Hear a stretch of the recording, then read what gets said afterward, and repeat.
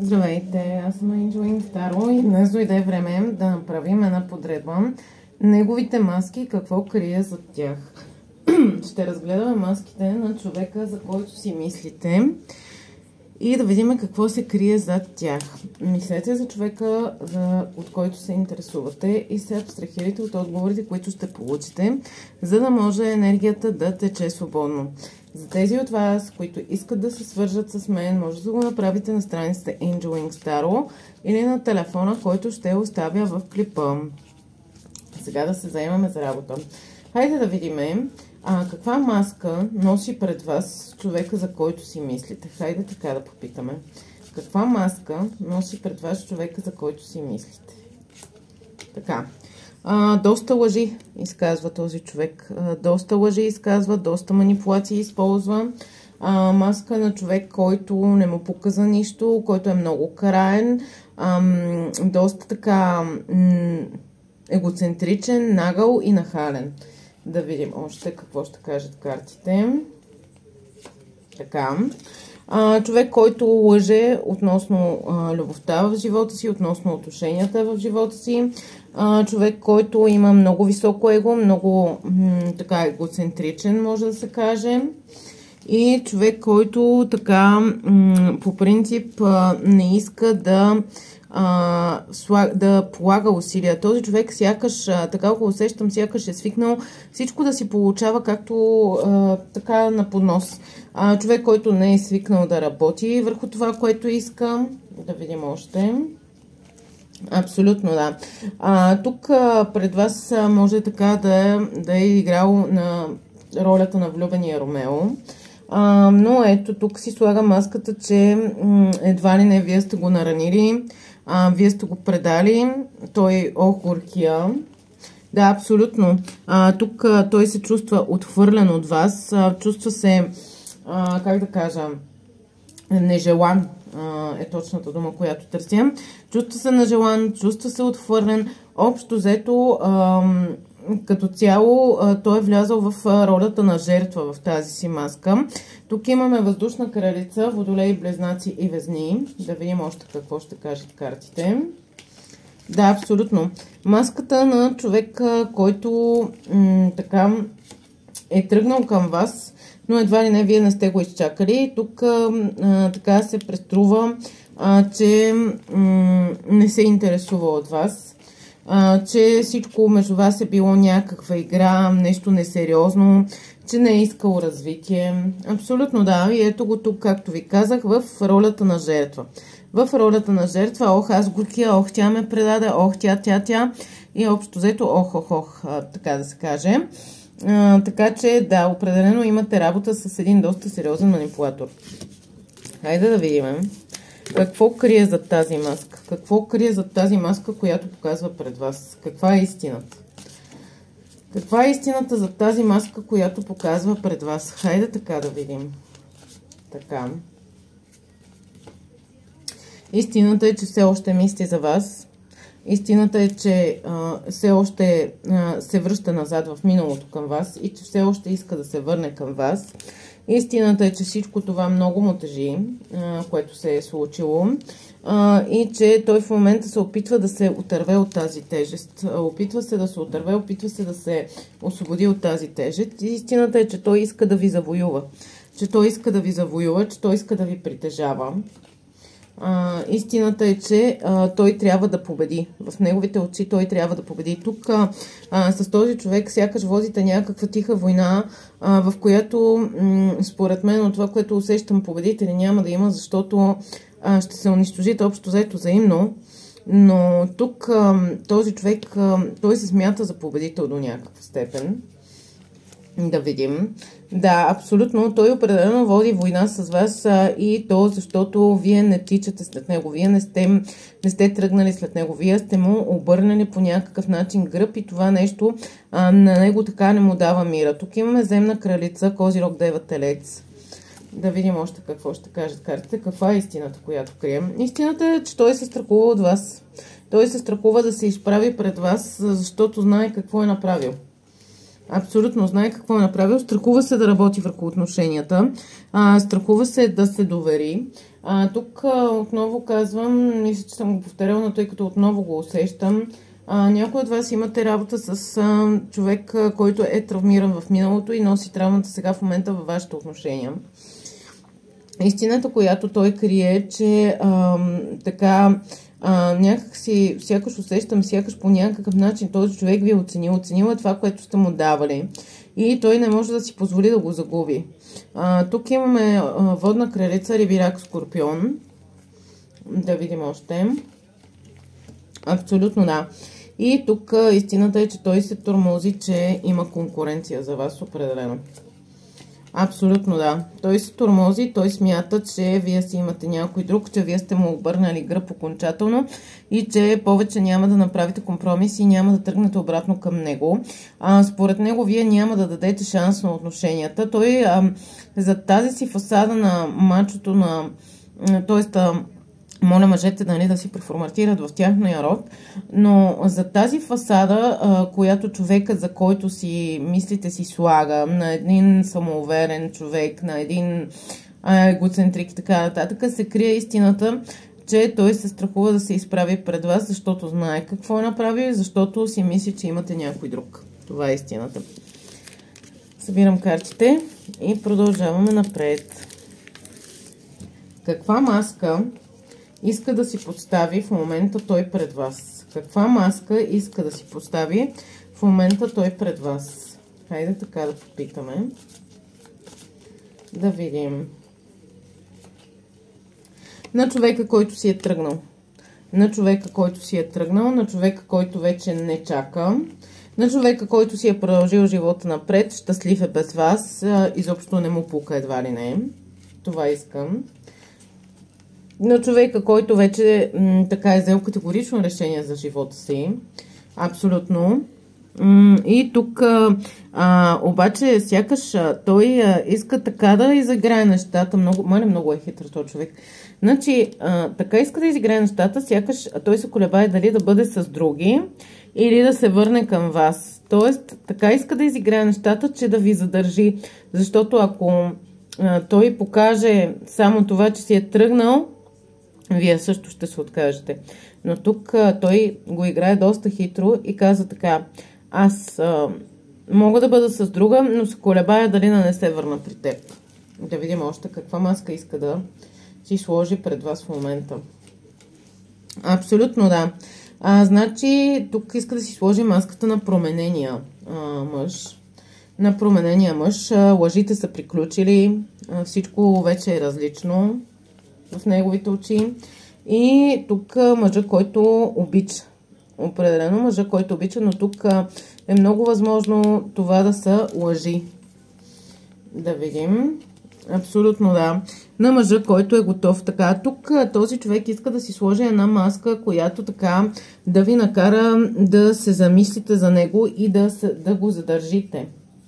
Да видим още. Тук сякаш го усещам, сякаш е изплашен, сякаш така се е подплашил, че може да има някой при вас и това нещо така не му харесва като идея. Това се усеща от енергията му и другото, което се усеща от енергията му, че той за да ви задържи, дори е възможно така да се преструва, че много иска да е с вас и така нататък, така че бъдете внимателни. Да видим още какво ще кажат картите. Абсолютно да. Иска едва ли не да си покаже, да сложи маска и да каже: ето виж, аз се промених от този, който си тръгна от теб и който се колебаеше между другите и теб. Аз избрах теб, вече те обичам, вече съм готов да работя в отношенията, вече съм готов да ги развия. Някакси така идват нещата при него. Абсолютно, но интересното е, че тук излиза картата на истината. Тоест, той може наистина да дойде с идеята да има сериозни отношения с вас. Наистина може да дойде с идеята да влезете в стабилни отношения, в сериозни отношения, да бъде всичко по-различно от преди. Но пак казвам, от това, което виждам, не трябва да се предоверявате на този човек. Винаги трябва да имате едно на ум за него и така да внимавате, доколко така му вярвате. Събирам картите и продължаваме напред и пак разклатих, съжалявам. Така, хайде да видим сега Каква маска е носил по време на вашето отношение този човек? Каква маска е носил по време на вашето отношение този човек? Така. Маската на недостъпния. Маската на недостъпния, маската на човека, който не се интересува, маската на човека, който е щастлив сам по себе си и не му трябва абсолютно никой. Маската на така егоцентричния мъж. Да видим. Абсолютно, да. Маската на стабилност. Маската на стабилност. Маската на мъжа, който така може да се справи с всичко абсолютно сам и не му е нужно никой нищо. Тук имаме земен крал, Козирог, Дева, Телец. Да видим още какво ще кажат картите. Абсолютно, да. Вие сте показвали доста емоции. Тук при някой така усещам, че дори може да му дошло малко повече на този човек. Тук имаме водна кралица, Риби, Рак, Скорпион.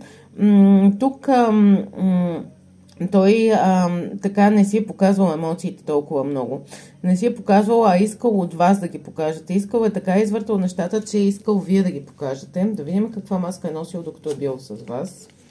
На мъжа, който отхвърля любовта ви. На мъжа, който отхвърля любовта ви. Мъж, който вие сте обичали страшно много, давали сте всичко за него, а той ви е отхвърлял. Тук имаме въздушен крал, водолей, близнаци и везни. Да видим още какво ще кажат картите. Да. На мъж, който е много самоуверен, много така много голямо самочувствие има за себе си. Много така, дори така го усещам, сякаш се усещал като един победител в любовните отношения, защото нещата се случвали както той ги е искал. Да видим още. Абсолютно. Тук имаме воден крал, Риби, Рак, Скорпион. Значи тук този човек показвал някакви емоции, не е било да не показва, но не ги е показвал по начина, по който трябва. Тоест, тук този човек хем е носил маската на влюбения, хем е носил маската на аз съм безчувствен, не ме интересуваш. Тоест, тук много ясно се показва, че този човек може да се е държал с вас нарочно, така променливо, да е играл на топло и студено и така нататък. Да, абсолютно. Бил е и доста напрегнат. Така. Да. Тук не е изразявало емоциите си както трябва. Определено. Да видим още какво ще кажете. Да, абсолютно. Тук е крил емоциите си в тайна. При някой така ще си проиграем. Не е искал да ги изрази. Трябвало му е време общо взето по време на вашите отношения. И тук той е искал вие да го изчакате, но вие така сякаш сте обърнали вече гръб и той така го има, така го счита за правилно, т.е. не за правилно, ми така го счита за в момента, така че се е случило. Така, тук имаме земна кралица, Козирог, Дева, Телец. Сега, събираме картите и да видим каква цел е имал този човек с тази маска, която е носил по време на вашите отношения. Какво е целял този човек по време на вашите отношения с тази маска, която е носил? Хайде да видим. Какво е целял? Целял е да ви запази. Явно този човек някак си е свикнал в някакви игрички, да. Той се е страхувал от подблъскване този човек, което се е случило, може би, в миналото му. И тук неговата цел е била да ви запази, да не го отблъснете. Абсолютно. Тук сякаш имам усещането, че при доста голям процент, може би около 40-50%, този човек така в миналото си е намерил майстора, бил отхвърлен, бил отблъснат. И така сега в настоящето вие сякаш плащате цената за това нещо. Абсолютно, да. Той е бил в отношения, дори може да се каже, може би и сериозни отношения. И доста ги е развивал. И сега каква му е целта? Целта му е била тук сякаш усещането ми е сякаш да покаже кой командва в отношенията, кой води в отношенията. Тук по картите излиза, че всъщност целта му е била да си тръгне. Тоест, той се е страхувал да остане във вашите отношения. Да видим. Абсолютно да. Той се е страхувал. Тук той е трябвало да прояви сила. Търсил е силата в себе си, все пак да остане в тези отношения, но не е успял. Не е успял да я намери. Бил е колеблив. относно вашите отношения. Не е бил сигурен дали да ги приключи, дали да ги възобнови. Не е бил сигурен изобщо в миналото относно вашите отношения. Просто е бил много колеблив и накрая е взел решението да ги приключи. Така, значи от това, което виждам по картите, този човек е целял, по някакъв начин вие сте платили цената за неговото минало. В миналото си усещам, че този човек е бил много жестоко отблъснат, вложил е в някаква връзка и пак казвам, това важи за около 40-50% от вас. Вложил е в някаква връзка, много така се е старал за развитие и така нататък. И сега той е имал страхове и всъщност е целял да си тръгне от вашите отношения или да намери някакъв начин да ги запази, но тук не е могъл просто да стигне до някакъв вътрешен консенсус в себе си относно това какво да прави с вашите отношения. Събирам картите и продължаваме напред. Само момент да ги събера. Хайде сега да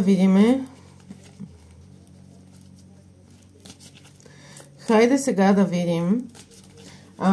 Какво е нещото, което го е накарало да използва тези маски спрямо вас. Какво е нещото, което го е накарало да използва тези маски спрямо вас. Хайде да видим. Страха от това да се разкрие. Той е трябвало да се разкрие. И тук имало страх да се разкрие. Да, абсолютно. И тук имало наличие на намеса на други хора във вашите отношения. При някои ще се проиграе роднини. Тук повече усещам роднини, отколкото други жени, но при някои има и жени. Тук дори някои от вас може да са в любовен триъгълник с този човек. И ето това, той страха от това да вложи, от това да работи върху отношенията. Това, че той не е имал силата да се справи с вашите отношения. Да видим още какво ще кажат картата. Абсолютно. Тук нещата между вас не са изговорени. Той не е намерил силата да каже това, което мисли. По-лесно му е било да ви отхвърля, да ви отблъсква, да казва, бе, прекаляваш или много си емоционална, или много, как да кажа, избяга ми в момента думата, преиграваш, много преиграваш и така нататък. Той по принцип е бил склонен от това, което усещам, да обвинява вас. Да обвинява вас за тези отношения. Да видим. Абсолютно, да. И той е смятал, че трябва да се бори с вас, че трябва да се предпазва от вас. Той е бил още в самите отношения, като в една тиха война. И тук, понеже трябва да влага, трябва да работи върху отношенията, на него му е било трудно. И ето, за него е било по-лесно да се дръпне, да се покаже, че не му пука, че сам се чувства добре, че сам се чувства щастлив и че не се интересува от вас. Да видим още. Да. Но въпреки това, той всъщност и от това не е доволен. И от това не е щастлив. И от това, че сам не е щастлив. Той не е изказал истината във вашите отношения. Абсолютно. Да. И тук вие сте го обичали, а той ви е отхвърлял. Той чисто емоционално ви е отхвърлял. И по някакъв начин този човек обърнал гръб на това, което е било между вас и то много рязко. Значи, от това, което усещам, по време на вашите отношения не се е държал добре този човек. Пак е имало някакво отхвърляне, някакво рязко държание се усеща, някаква агресия, силно казано, но да, има нещо. И вече в последствие, в момента, в който той си тръгва, той ви лъже, истината не е казана и тук вие обръщате гръб на нещата. Тук имаме водна кралица, риби, рак, скорпион. Това бях аз, Angel Wings Tarot. Надявам се да съм ви била полезна и се надявам да ви е било интересно. Чао, чао!